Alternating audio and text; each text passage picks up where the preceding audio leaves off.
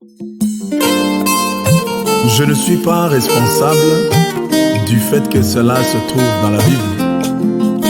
Ma seule responsabilité réside dans le fait de le déclarer.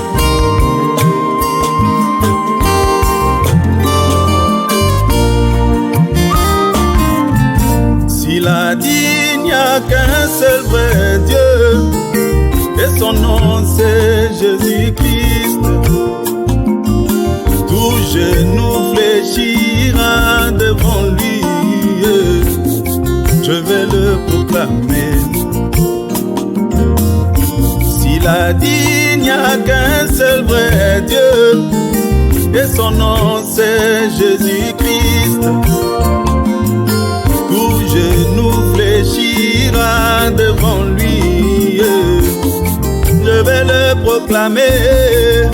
Alléluia, oh, je ne suis pas responsable que cela se trouve dans la Bible. Ma responsabilité, c'est de le proclamer. Alléluia. Alors,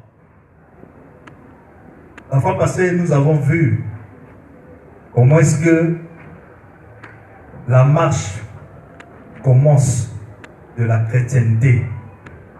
Et étant donné que nous venons ici, c'est parce que le ciel nous constitue pour nous une promesse. Étant donné que le ciel est une promesse et aussi une réalité. Sinon, Jésus-Christ ne devait pas venir mourir en vain. Quelqu'un qui avait toute la puissance qu'il fallait à cette époque de terrasser même les gens qui étaient venus pour l'appréhender.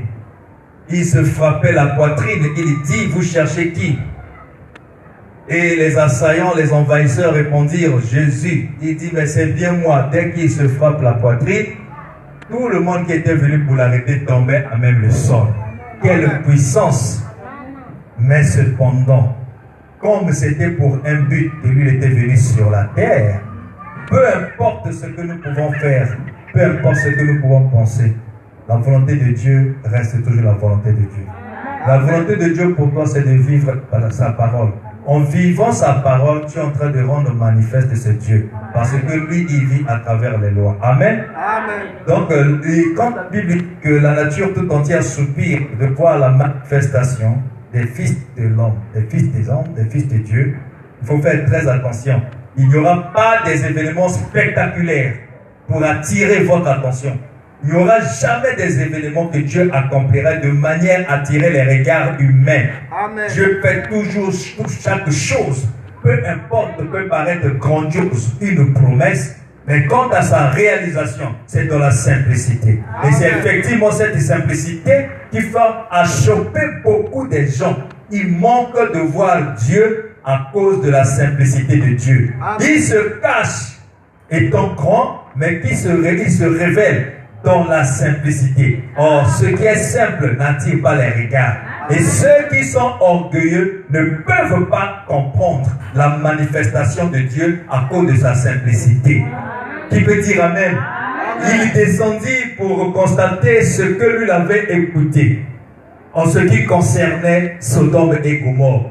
Mais il a fait crochet vers Abraham. Parce qu'il savait qu'à cette époque, l'homme qui était envoyé pour cette tâche, c'était Abraham. Amen. Donc Dieu ne pouvait rien faire sans avoir révélé ses secrets à ses serviteurs, les prophètes. Amos chapitre 3, verset 7. Comme il savait que la destruction de Sodome était un événement grandiose, qu'est-ce que Dieu fit? Il était obligé de descendre et aller d'abord voir celui qui le représentait à cette époque-là. Amen. Parce que pour que la parole de Dieu demeure la vérité éternellement vraie, il faut que Dieu lui-même vive sa propre parole. Amen. Il avait déjà dit que moi, l'Éternel, je ne fais rien sans avoir révélé le secret aux serviteurs des prophètes. Il descendit. Mais il était dans un habit de camouflage. Amen. C'était une veste ou un costume identique à tout corps humain. Mais cela n'était pas donné à tout le monde de pouvoir discerner celui qui était derrière la poussière. Il a parcouru des rues et des avenues, mais arrivé vers Abraham, Abraham a regardé, il appela l'un d'entre eux Seigneur. Amen. C'était pas facile parce que tout ce monde-là était identique, mais il avait la capacité de discerner qui est Dieu parmi tout ce monde. Amen. Donc au milieu des deux, il y avait trois qui encadraient, mais au milieu, c'est lui qui était Elohim. Amen. Le reste là, c'était des anges. Mais quand les anges se manifestent à travers le temps, ce sont des humains. Amen. Quand Dieu descend à travers le temps, c'est sa loi, c'est des humains. Amen. Et quand Abraham a regardé, il avait su que le problème, ce n'est pas celui-ci. La chair, le problème, ce n'est pas celui-ci. L'esprit, mais le problème, c'était dans l'âme. Amen. Et Abraham a regardé. Il dit, voilà, ça c'est Seigneur. Amen. Et Dieu était content de savoir que sur la terre, il y a ceux qui sont mes sujets, qui ne peuvent jamais m'oublier, même si je me cache. Qui dites-vous que je suis moi qui suis le fils d'Abraham? Amen. Et tellement que Abraham, étant un serviteur de Dieu, étant un fils de Dieu, lorsqu'il reçoit Dieu dans sa maison, il dit, oh Seigneur, je ne suis pas digne, mais c'est un grand privilège.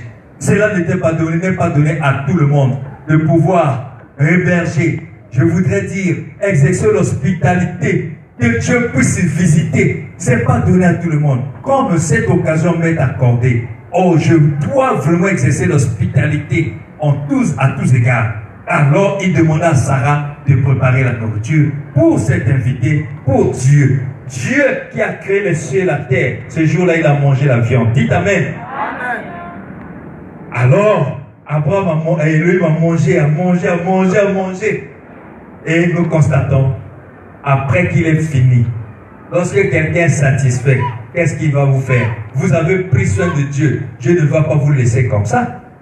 Il fallait maintenant passer par l'étape de la bénédiction. Dieu devait prononcer des paroles de bénédiction envers celui qui a exercé l'hospitalité à son endroit. Amen. Vous voyez comment est-ce que les bénédictions surviennent? Amen. Donc quand toi tu trouves, tu manges à seul. Mais quand toi tu manques, tu veux que tout le monde vienne à ton secours. Il faut faire très attention. Parce que même les biens peuvent vous constituer une malédiction pour nous. Ça dépend simplement de l'usage. Qui peut dire Amen? Amen. Dieu a dit, cacherai-je à Abraham ce que je dois aller faire à Sodome. Abraham n'était pas dans Sodome. Mais dans Sodome, Abraham avait son neveu. Amen. Et Abraham était obligé de plaider la cause de son neveu. Et c'est à ce moment-là que Abraham reçut la bénédiction. À cette même époque, moi je te visiterai. La visitation d'Élohim à Abraham, la prochaine visitation bien sûr, c'était la venue d'Isaac. C'était un fils. Quand Isaac est venu, c'était l'accomplissement de Abraham. À la prochaine époque, je te visiterai. Donc il faut faire attention dans la visitation de Dieu. Il peut prendre un autre camouflage. C'est pourquoi vous qui venez ici, ne soyez jamais sans ignorer. Ne pensez pas que c'est l'homme qui va vous parler. Pensez toujours quand je viens ici, c'est Dieu qui nous parle. Qui peut dire Amen? Amen. Il faut être dans cette dimension-là. Et c'est de cette manière-là que tu auras la facilité de voir toujours Dieu. Que le pasteur dise quelque chose à ton endroit, même si ça peut te blesser, tu dis que c'est pas lui, c'est Dieu. Qui peut dire Amen? C'est de cette manière-là que tu surmonteras, tu pourras bien marcher avec le berger. Parce que quand tu es brebis, tu n'as plus de volonté. C'est difficile. On te demande forcément d'être idiot. Si tu es brebis, on te demande de ne pas être intelligent. Alors qui va accepter d'abandonner ça? Et celui qui réussit d'abandonner ça, alors il écrase son libre arbitre. Comme le libre arbitre n'est plus dans toi, c'est maintenant Dieu qui vit. Alléluia. Et ton âme devient Dieu. Ce qui te touche, il touche Dieu. Alléluia. Amen. C'est ça en fait le secret. Alors, qu'est-ce qui se passe? Beaucoup ont pensé, nous allons lire Frère Branham,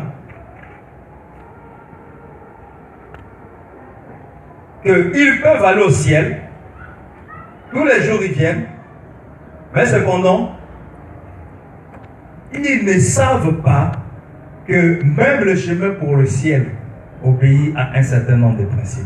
Amen. Ça commence d'abord, comme nous avons vu, sur le plan d'abord local. Sur le plan local. Sur le plan local. L'Église, il faut d'abord commencer par être membre. Pour aller au ciel, ça passe d'abord par ce chemin-là. Il faut d'abord être membre d'une église locale. Et vous savez la raison. Vous en savez la raison.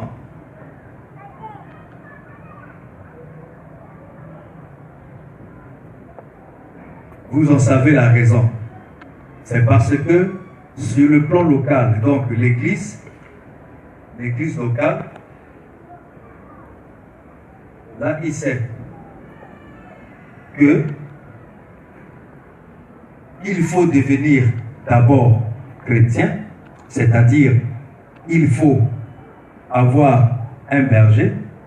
Nous avons vu le but ou le rôle d'un berger, parce que c'est lui là, le berger, il doit vous communiquer la volonté de Dieu, le pays vers lequel vous devez partir. Amen. Puisque nous vous avons dit que nous allons voir ça dans deux phases. Et il y a le plan spirituel. Donc nous sommes encore sur le plan A, sur les principes.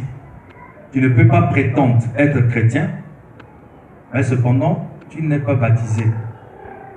Ça, c'est ce que le Saint-Esprit nous avait enseigné là-dessus. Il peut dire Amen. Amen, amen. Donc, il faut être d'abord membre de l'Église.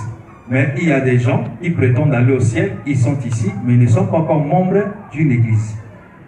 Pourquoi? Frère Bonham appelle membre quoi? Vous allez voir les obligations et les caractéristiques d'un membre. La prédication, voir Dieu, prêcher à San José, au USA, dimanche 29 novembre 1959. Paragraphe 22, 8. Vous savez, mon avis est le suivant. Un membre d'église, sa première obligation, c'est de donner sa dîme et ses offrandes. Amen. C'est de soutenir son Amen. église. Si vous êtes membre de ces belles églises qui sont représentées ici, soutenez votre église. C'est votre premier devoir envers Dieu. Apportez vos dîmes et vos offrandes à la maison du trésor. Et la maison du trésor, vous savez certainement ce que c'est.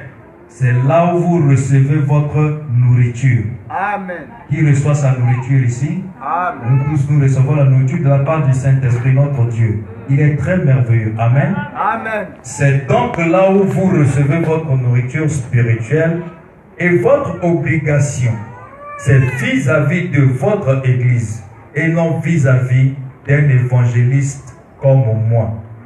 Amen. Membre de l'église. Sa première obligation, les obligations. Nous sommes sur le plan local, bien sûr. Comme pour être chrétien, ce qui fait d'un chrétien chrétien, nous avons vu déjà l'étape du baptême. Le baptême, c'est quoi en fait?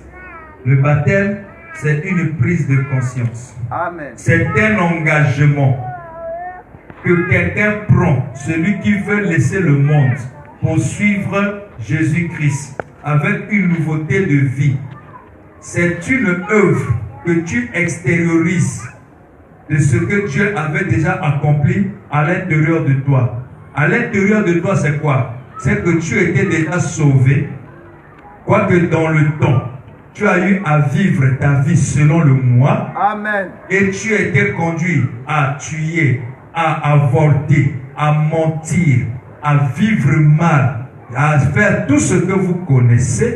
Mais lorsque la lumière vient, et alors que dans la sémence, dans le cœur dans votre âme, il y avait déjà la partie Dieu, Amen. quoique en état latent, embrayé par les abîmes ou les ténèbres, mais la lumière a frappé, le cœur fait quoi? Tu te sens touché. C'est pourquoi les disciples, le jour de la Pentecôte, quand ils ont prêché la parole, les gens qui ont écouté, ils ont eu un cœur vivement touché. Tu peux dire Amen? Amen. Et comme le cœur était touché, suite à ce que la parole avait condamné leur vie, quelle était la réaction face à l'action? Après que le cœur soit touché, ils ont demandé à Pierre et aux autres apôtres, comme nous sommes coupables d'après la parole que tu viens de prêcher, que ferons-nous alors?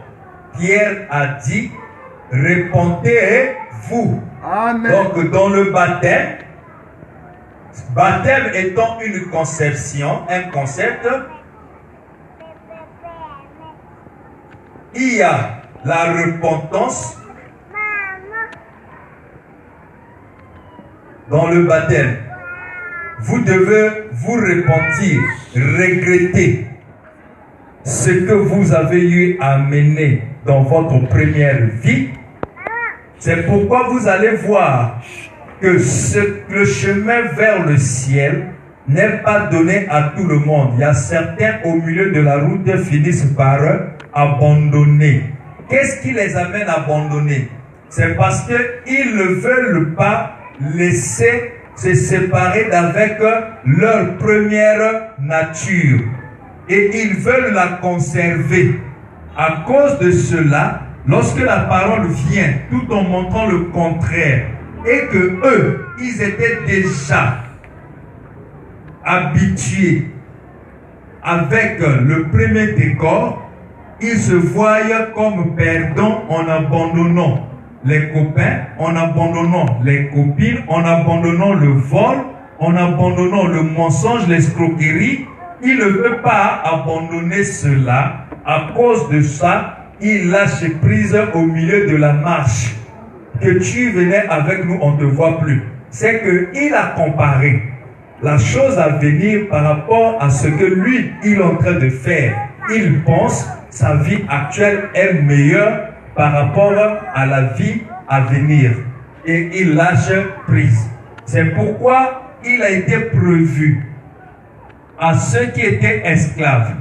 Après 7 ans, une période de vie, la trompette doit sonner pour libérer tous les esclaves. Amen. Mais il était aussi prévu une loi pour ceux-là qui voulaient être esclaves pour toujours. Amen. On devait les reconnaître par les oreilles trouées et percées. Amen.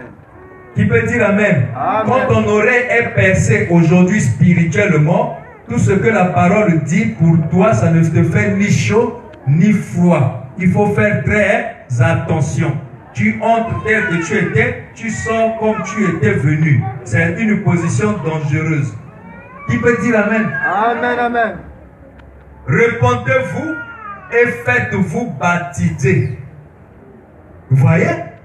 On ne peut pas prendre le baptême parce que tu penses que j'ai déjà mis du temps. Il faut faire attention. Tu veux prendre le baptême, pour quelle raison? Parce que tu dois savoir que moi, j'ai amené une vie où j'avais déjà mon baptême, mais cependant, dans la marche, j'ai eu encore à briser beaucoup des étapes scripturaires. Yes, sir. À cause de ça, ça me fait mal. Je ne peux pas accepter que je puisse entrer dans ce beau pays avec tout ce fardeau-là. Et je veux maintenant renoncer à cela. Remettre à César ce qui est à César. Et à Dieu aussi ce qui est à Dieu. Amen. Ce n'est pas faire plaisir au pasteur, s'il vous plaît. Amen. Vous devez avoir pitié de votre propre âme. Amen. Vous devez savoir que moi, tel que je suis là, c'est-à-dire chacun doit savoir que là où il est, il sait les étapes et les différentes étapes qu'il a eu à brûler. Amen. Expressément, il le sait. Amen. Expressément, pas expressément, personne ne peut être ignoré de son mode de vie comparativement avec la parole. Amen. Donc ce n'est pas un problème de faire plaisir à qui que ce soit. Amen.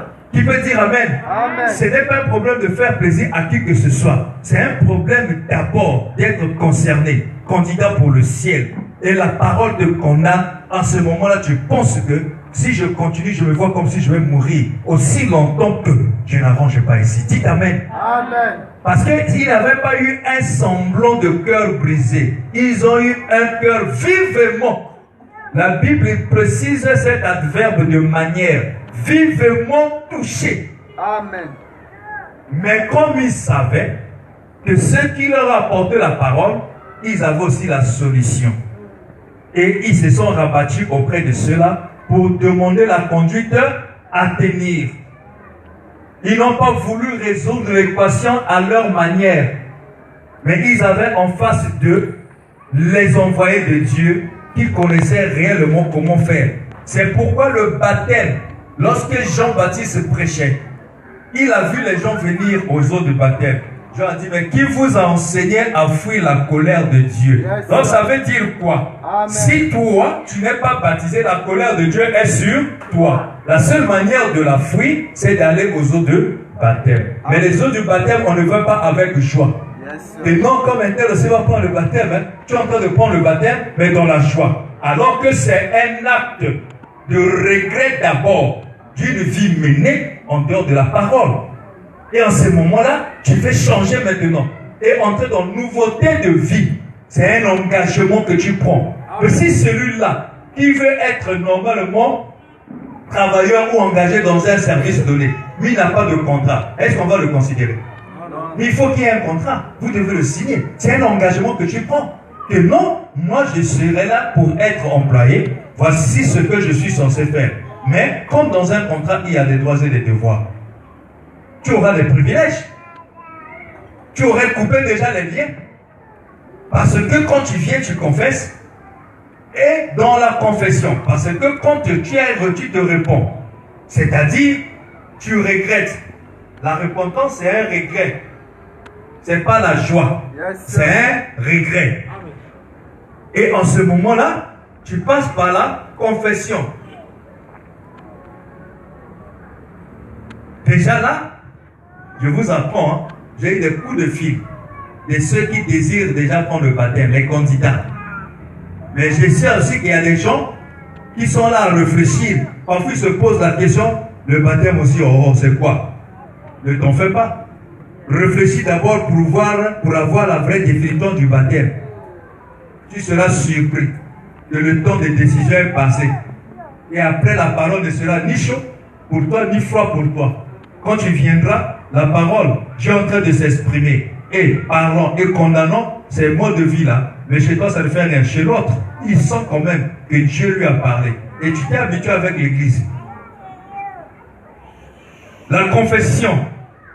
La confession veut dire répéter simplement ce que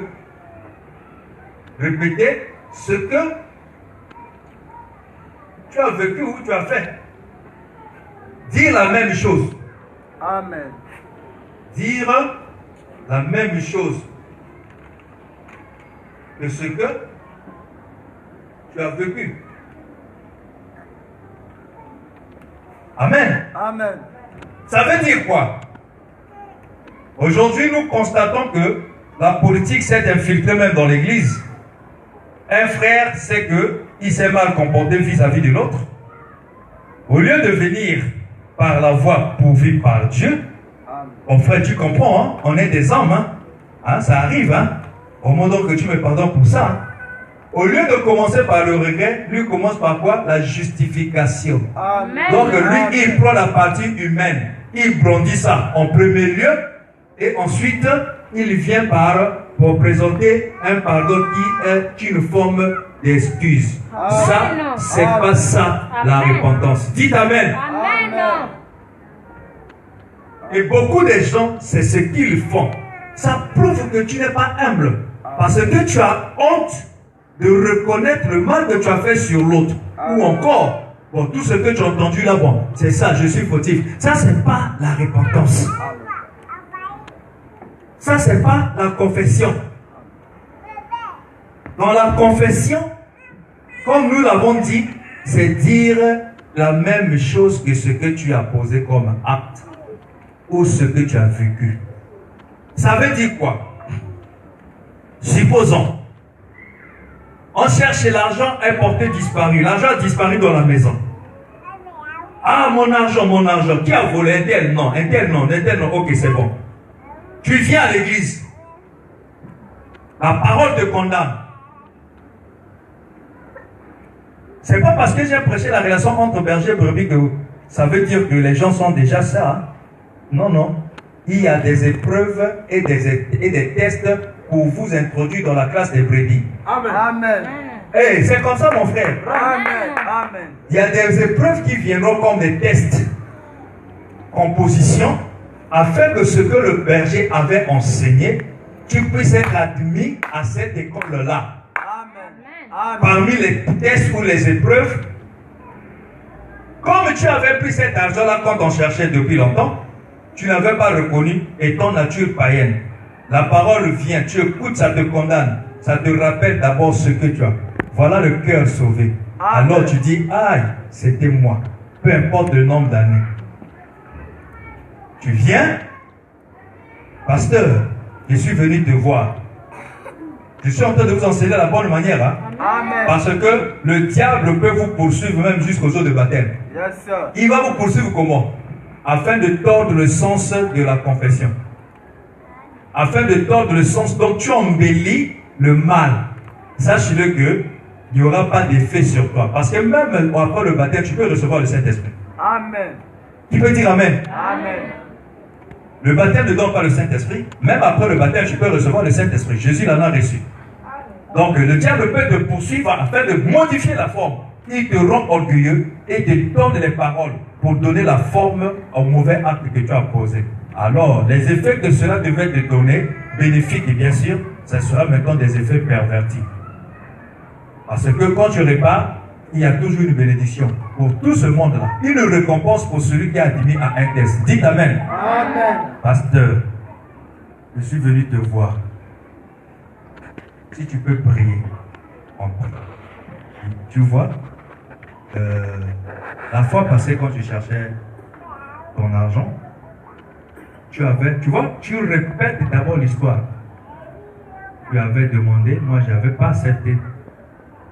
Mais c'était moi qui avais pris ça. Donc ça c'est la confession. Qu'est-ce qui t'a amené à confesser? Vous voyez que tu viens t'exposer. Ça c'est pas donné à tout le monde. Hein? Tu viens t'exposer. Amen. Tout le monde cherche à protéger sa dignité. Amen. Voilà la différence entre un bouc et un agneau. Tu peux dire Amen. Amen. Le ciel, on ne le voit pas comme ça parce que toi, tu as des bagages et des valises qui pèsent, je ne sais pas, qui coûtent cher. Tu amènes ça, je vais aller au ciel. Alors, c'est pas ça. Le ciel, pour y aller, c'est accepter l'opprobre. Amen. C'est porter l'opprobre, l'humilité. Même l'humiliation.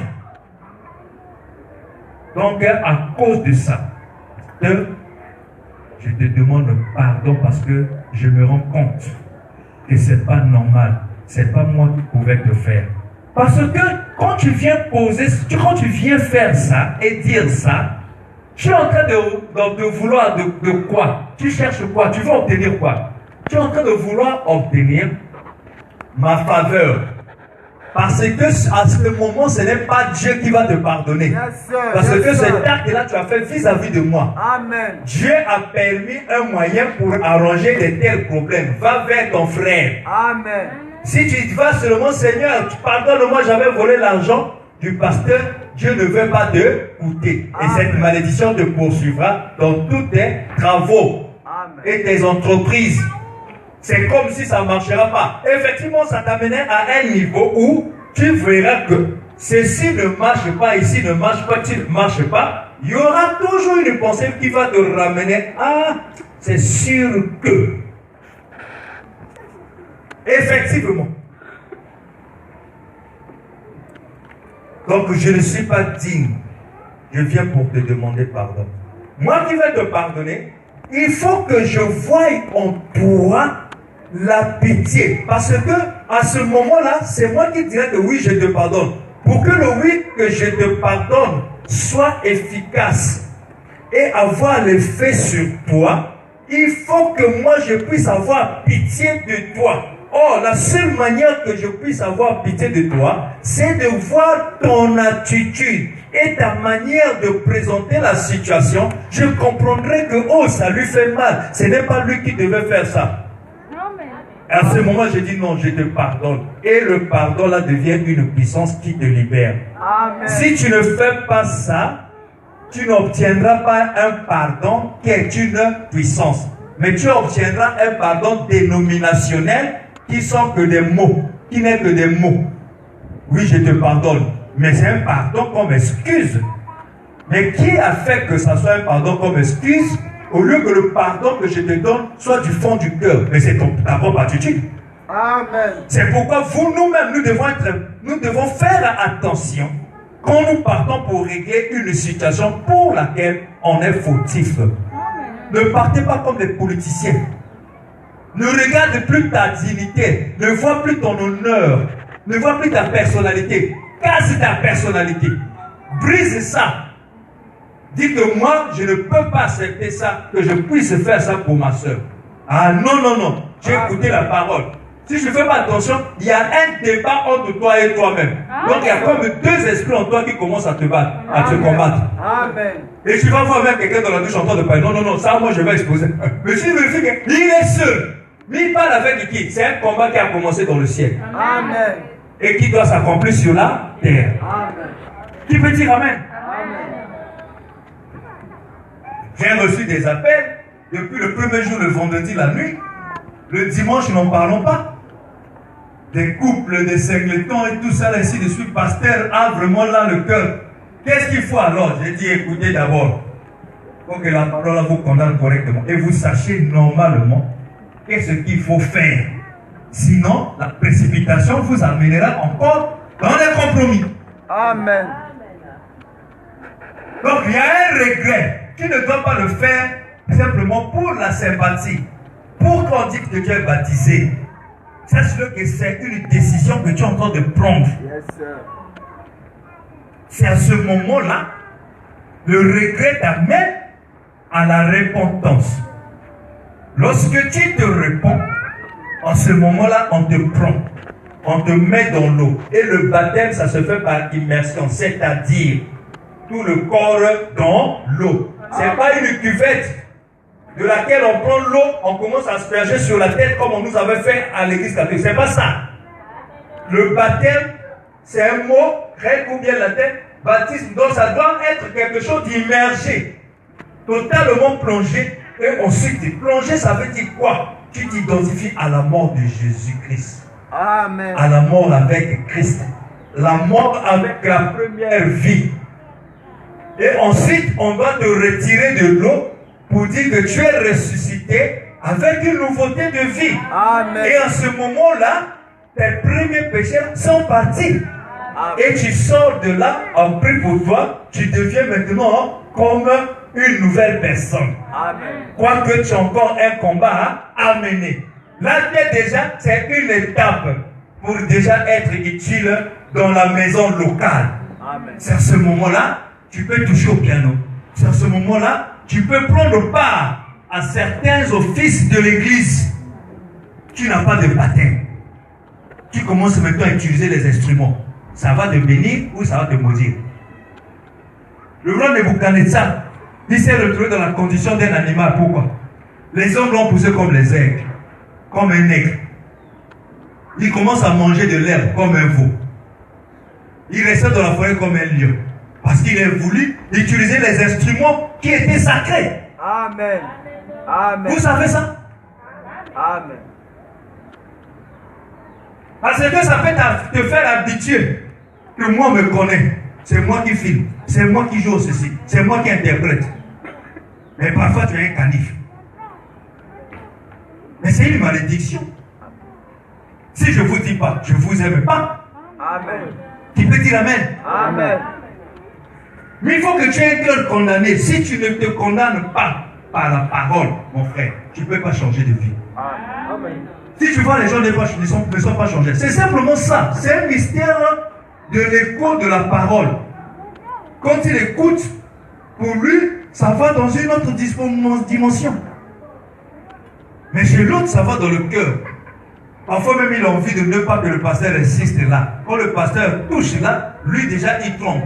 Il ne trompe pas parce qu'il n'aime pas la parole. Non, parce que ça lui fait mal dire, ah, quand le pasteur touche ça, je me sens concerné. Oui, ça prouve qu'il y a la sémence. Il peut dire Amen. Amen.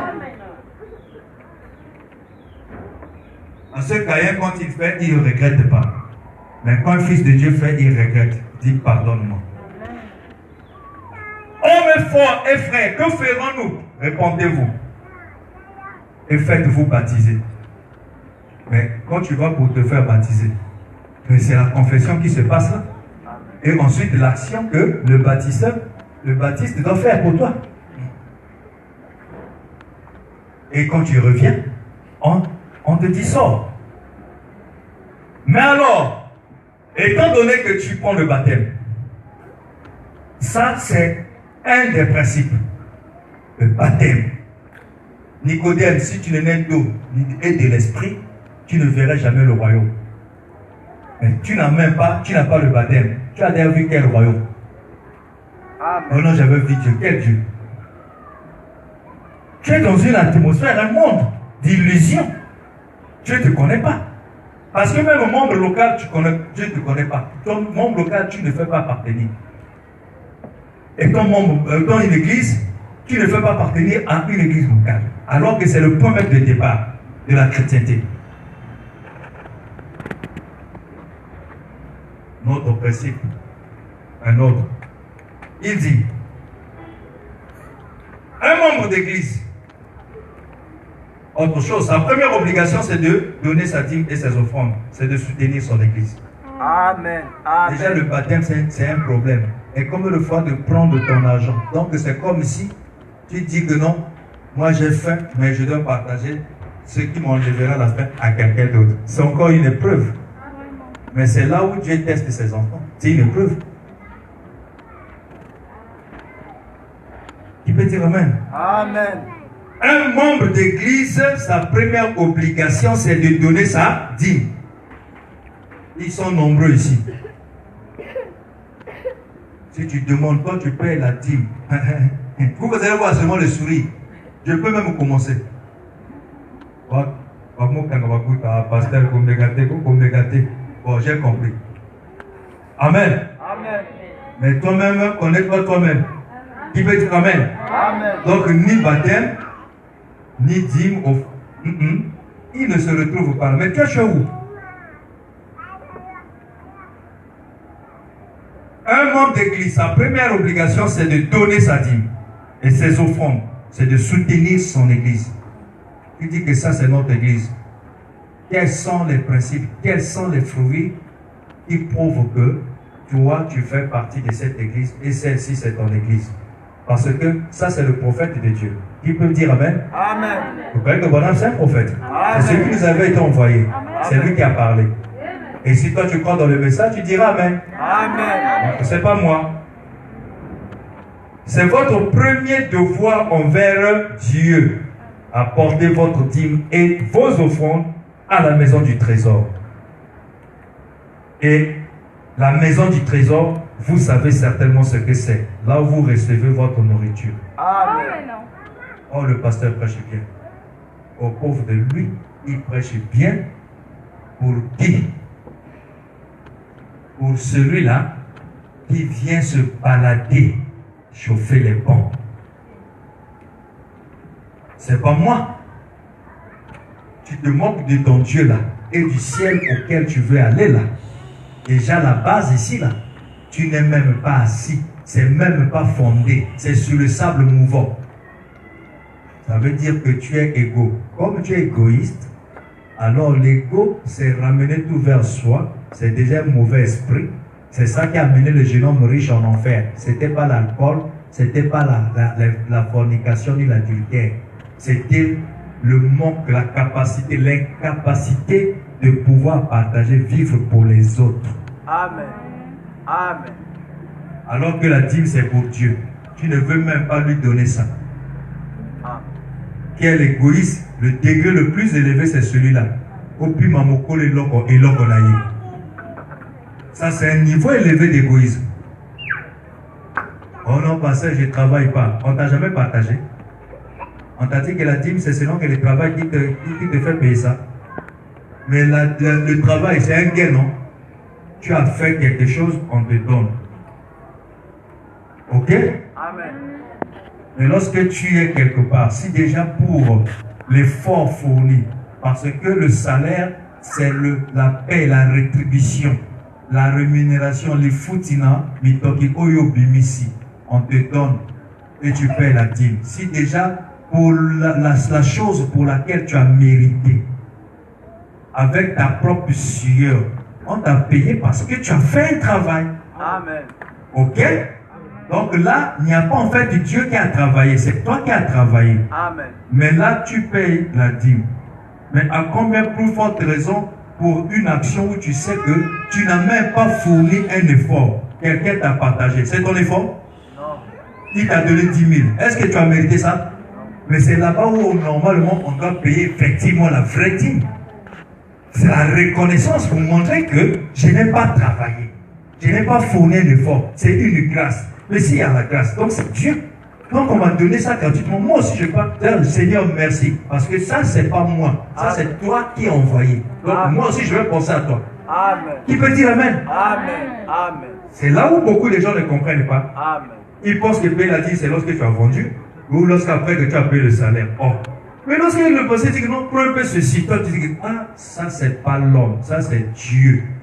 Comme c'est Dieu, je dois rendre à lui ce qu'il y a à lui. Amen.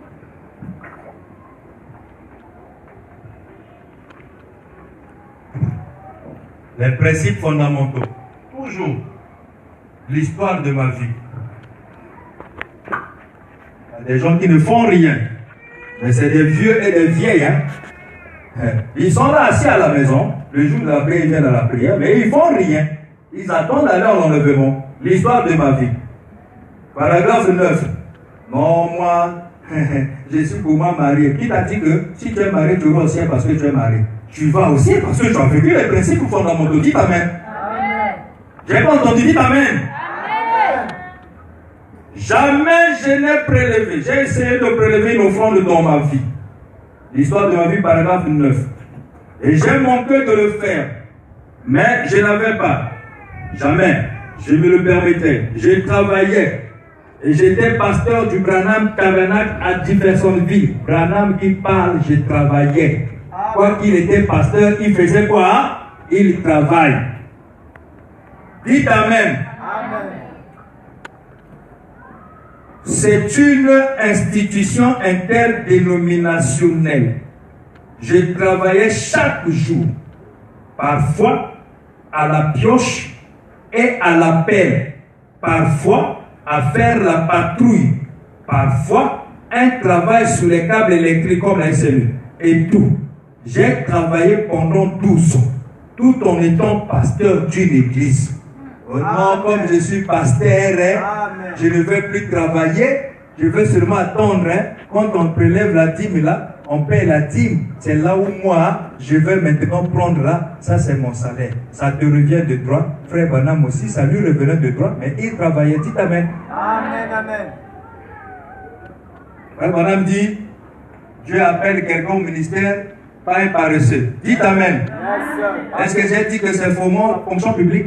Non, monsieur. J'ai parlé du travail. Amen. Dites Amen. Bon, le charbon, c'est du travail. Aller même au port pour soulever les bennes, c'est du travail. Je te bénirai à travers ça. Tu prends Koro, c'est le travail. Amen. Atera Kokufa, Nakolokota, Nakosomba. C'est du travail.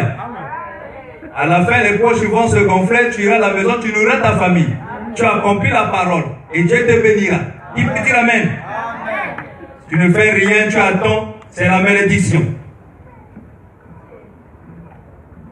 J'ai travaillé pendant 12 ans, tout en étant pasteur d'une église, sans jamais recevoir un sou. pas un centime.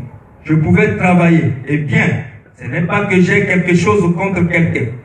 Un prédicateur doit vivre de l'évangile. Mais j'étais jeune. Je jouissais d'une bonne santé. Pourquoi ne devrais-je pas travailler? Pour ne pas être à la charge des gens. Il y a des frères ici et des pasteurs qui sont des parasites à la charge des gens. Qui peut dire Amen? Amen. Frère Branham il dit, lui il travaillait, il était en bonne santé. Parce que le travail, ce n'est même pas après la chute.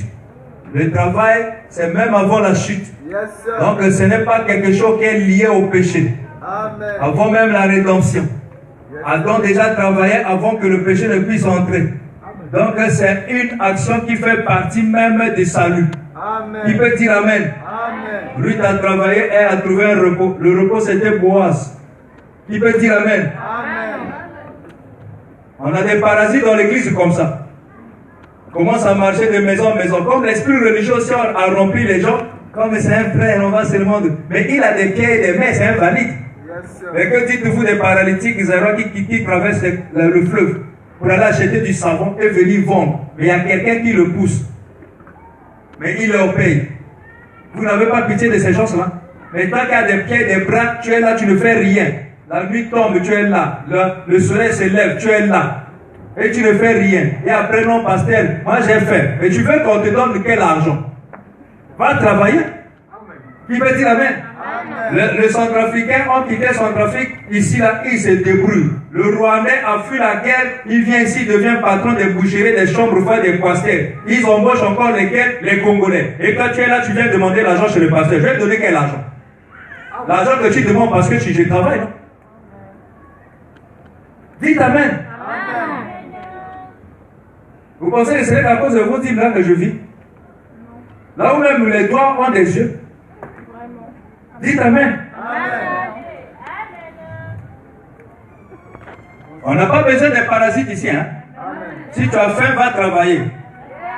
Et, Proverbe 6 dit, paresseux, si tu es paresseux, observe la fourmi.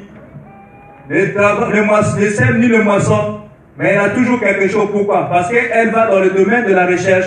Si elle trouve un cafard quelque part, la fourmi prend. Et ensuite, après avoir appris, elle goûte d'abord et amène et donne l'information aux autres. La fourmi n'est pas égoïste. Donc, il y a des frères ici, même pas avoir testé d'abord le deal, là, ils commencent à donner l'information, que c'est une bonne affaire. Hein? Et après, quand tu prends l'argent, il disparaît. Un frère escroc.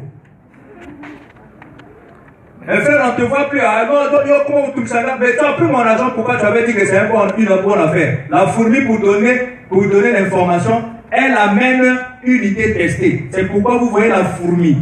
Quand vous voyez la fourmi seule sur un mur, c'est qu'elle est dans le domaine de la recherche. Mais après avoir trouvé le butin, elle prend une partie et elle met dans la bouche, elle se balade. Si une fourmi fait le sens contraire de son chemin, tu vas voir, elle ira à l'encontre de cette fourmi pour dire, j'ai vu quelque chose, goûte un peu. Vous allez constater, en moins de quelques minutes, beaucoup de fourmis sur un cafard, alors que le cafard venait de mourir. Mais comment tout ce monde a su? C'est par un système sophistiqué de communication. Dites Amen. C'est pourquoi toi tu es paresseux. Va voir la fourmi, comment est-ce qu'elle fonctionne. Le pasteur s'occupe de l'âme. Et vous devez vous occuper du pasteur matériellement. C'est pourquoi dans le temple, les Lévites n'avaient pas de parts de parcelles. Quand on divisait les parcelles ou les terres selon les 12 tribus, les Lévites n'en avaient pas. Ils devaient s'occuper du temple et Dieu devait prendre soin d'eux. Si je ne travaillais pas, je mourrais de faim. Après, le pasteur a Zokonda. Mais alors, la tête, on a prié pour la pino. Vous avez dit, c'était à sa bonne. Amen. Mais le pasteur aussi va travailler. Amen.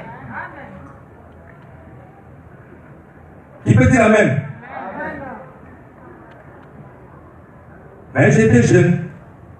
Je suis d'une santé, d'une bonne santé. Pourquoi ne devrais-je pas travailler? Ainsi, je travaillais. Et je payais mes dîmes. Juste à l'église. Frère Branham ne faisait pas payer sa dîme. Nous les pasteurs, on ne paye plus les dîmes. Il y a des pasteurs qui sont extraordinaires. Amen. Amen. Dans le royaume. Lui, il ne paye pas la dîme. Il devient Merci Sédek. Amen.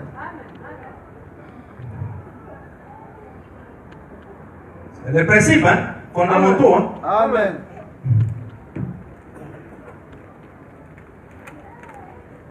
Ainsi, je travaillais et je payais mes dîmes juste à l'église. Je crois dans le fait de payer la dîme. Et Dieu m'a béni des millions de fois. Et jamais je n'avais prélevé des offrandes. Dieu lui a béni, il payait la dîme. Hein? Amen. Dites Amen. Amen. Tu veux aller au ciel, non? Comme tu veux aller au ciel. Voici les principes de base. Que Dieu vous bénisse. Amen. Amen. Amen. Amen.